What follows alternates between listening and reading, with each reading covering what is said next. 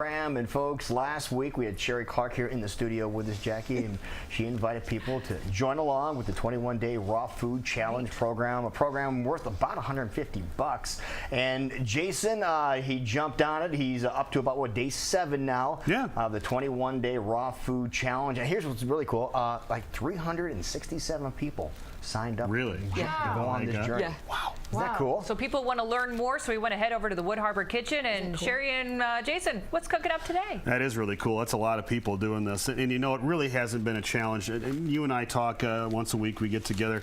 One of the things that's challenging, perhaps the most challenging thing on this diet, is breakfast, especially with my stupid hours, because I get up so early and I'm in a hurry. And so it can be a bit of a challenge, but you brought some solutions along with you today. I did. And you know, I'll always tell you that one alternative is to always do fresh juices, and I'm a big fan of that. That's something you should do every day anyway.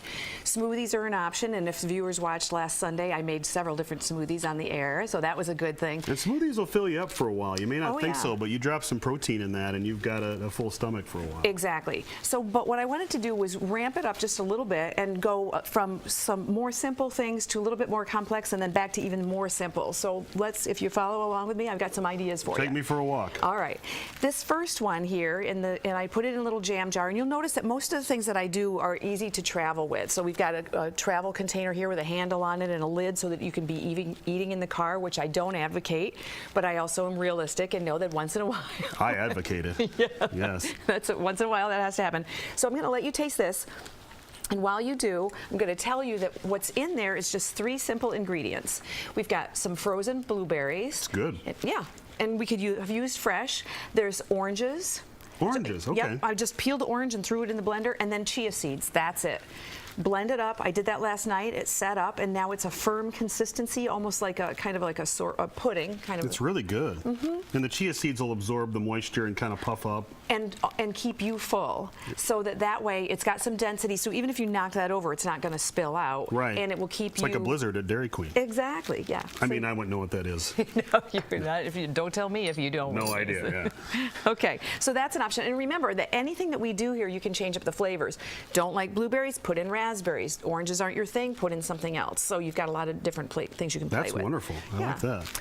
Okay. Then I'm a big advocate of fresh fruit, especially in the morning. It's a good cleansing thing. So what I made for you this morning is an ambrosia salad. Now that's this, and what I used for this one is a really simple blend. I had the oranges already because I was making this, so I simply peeled and sectioned another orange, then cut it into little slices.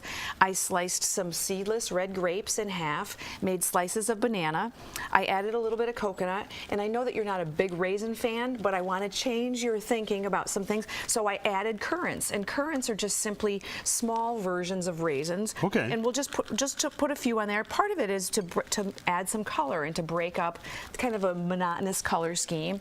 So here we've got then. And that's it. You just sprinkled the coconut on there? Yeah. Okay. The oranges provide some liquid. The oranges, because it's citrus, keeps things fresh, acts as a preservative. It's great.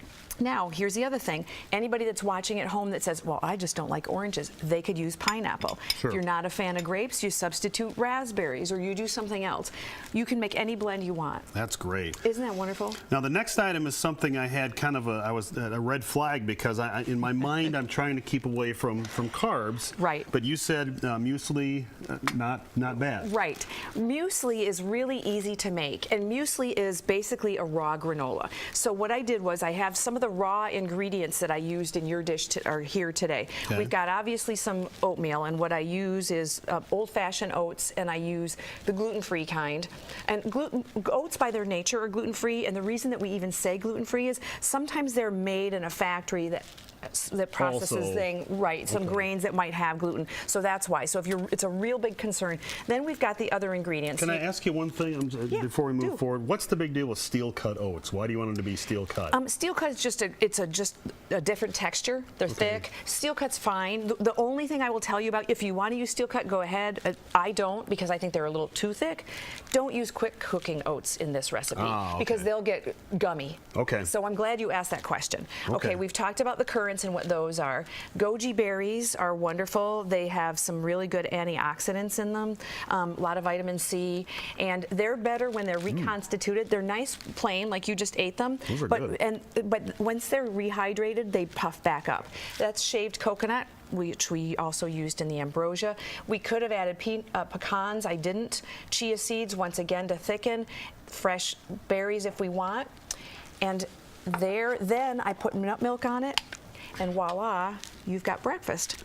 I did this again last night. It sat in the refrigerator, firmed up. I added just a sprinkle of cinnamon on top to give you a little bit of a... Oh, that's great. Isn't that fabulous? I could sit and forecast and eat that and bang. I'm done. Do the forecast in between the eating, I think. It's really filling. That's about 16 ounces. If you ate that entire thing, you'd be good until a really late lunch. That's wonderful. Finally, you brought pancakes. And you think raw pancakes. Diet pancakes, that doesn't mesh together, but it Yes. does. The really simple ingredients in this one, two main ones and then a little bit of spice.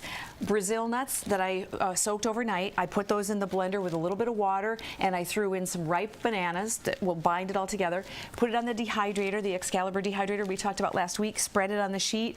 And then what I'm going to do is just... Oh, I get syrup. You get maple syrup. This is Oh, I get always syrup. get grade Lou, B. I get syrup. Grade B, organic, fabulous maple syrup. Because maple comes out of a tree, so it's raw, right? Indeed, yep. Remembering that there's some sugar in there. Oh, that's great. Isn't Those that are really good. Yeah, they're stick to your ribs. I've got one more thing for you. That's kind of to me, that's a fancier breakfast. I would do that more on the weekends because you have to sit down at the table. That's not an in-the-car thing. Right. But I have a total in-the-car thing for you you're going to love. Okay. Okay. It's pumpkin time of It's year. pumpkin time. So instead of buying canned pumpkin, you can buy pumpkin that comes in a bag. This is BPA free. It's a really nice way to buy your pumpkin already made if you don't want to make it yourself. Think of walking tacos, right, where you open up the bag and you put things in. If we were to take this, sprinkle in maybe a little bit of pumpkin pie spice, not a lot, just enough that you might enjoy it. A little bit of cinnamon would be a nice addition. And you've got a walking pumpkin pie. Stir it up. I'll just put a couple of pecans in there so you've got some texture. Stir it up. Stir it up. If you want it to be a little bit sweeter, and you probably will want to add just a little bit of liquid because we put in those spices. Can I get more syrup? Okay, well, this is going to be wonderful, I know. While I'm eating this, tell folks about your show and your website and Absolutely. all that good stuff. Okay, so what you're going to want to do is tune in this Sunday at 11 on KCWI for Fork in the Road with Sheree Clark. This week That's we're going to good. be talking to Abby Hendricks, the wine lady from Gateway, and you might She's think, smart. Isn't she brilliant? Yeah. And you might think, well, why is there a health show talking to the wine lady? You're going to have to tune in for the answer to that. Suzanne Spooner is a hypnotist, and she's going to be on the show. And then I'm going to be showing a fabulous recipe for olive tapenade. Sounds great. Thank you, as always, for the yummy food and the great advice, and I know I sure appreciate it, and the 370-some people who are on the journey with me appreciate it as well. Much more coming up as Great Day rolls on. Make sure you stay tuned.